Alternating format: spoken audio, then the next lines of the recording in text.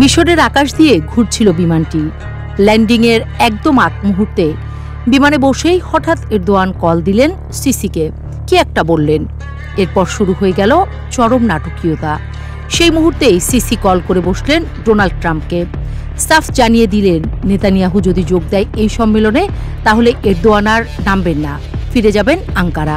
বাস্তবতা ট্রাম্প ভালোই বুঝেছিলেন। মুহূর্তেই নেতানিয়াহুর উপর খড়গ হল নিষেধাজ্ঞা। জানিয়ে দেয়া হলো মিশরে তার আমন্ত্রণ বাতিলের কথা।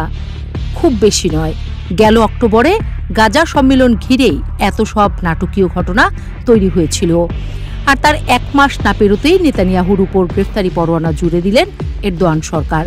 শুধু নেতানিয়াহুই নয়, তার মন্ত্রীদের উপরও নেমে এসেছে একই খড়গ।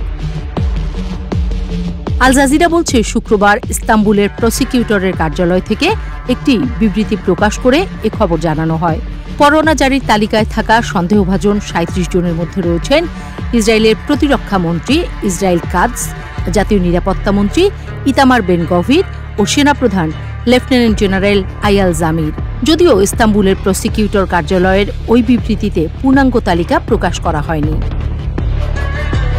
তবে নেতানিয়াহুর জন্য এসব নতুন কিছু নয়। প্রায় ১ বছর আগে আন্তর্জাতিক অপরাধ আদালত আইসিজে নেতানিয়াহু ও তার সাবেক প্রতিরক্ষামন্ত্রী ইয়োভ গ্যালান্টের বিরুদ্ধে সম্ভাব্য যুদ্ধাপরাধের অভিযোগে গ্রেফতারি পরোয়ানা জারি করেছিল।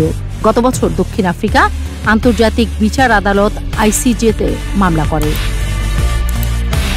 এমন এক সময় এই গ্রেফতারি পরোয়ানা জারি হলো যখন গাজায় যুদ্ধবিরতি চলছে।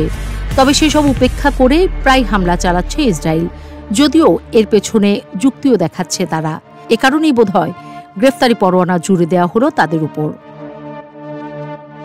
ইসরায়েল তুরস্কের এই পদক্ষেপকে প্রচারণার কৌশল বলে বর্ণনা করে এর তীব্র নিন্দা জানিয়েছে। সামাজিক যোগাযোগ মাধ্যম এক্সে এক পোস্টে ইসরায়েলের পররাষ্ট্রমন্ত্রী গিডিয়ন সার জানান, তুরস্কের এই প্রচারণার কৌশলকে ঘৃণা ভরে প্রত্যাখ্যান করেছে ইসরায়েল। গাজায় যুদ্ধবিরতির পর থেকেই তুরস্ক ঘোষণা দিয়ে আসছিল তারা গাজা পুনর্গঠনে সৈন্য পাঠাবে। সে অনুযায়ী তোড়জোড়ও চলছে। যদিও এখানে তুরস্ক একা নয়, যুক্তরাষ্ট্র সহ আরও বেশ কয়েকটি মুসলিম দেশও রয়েছে এই তালিকায়।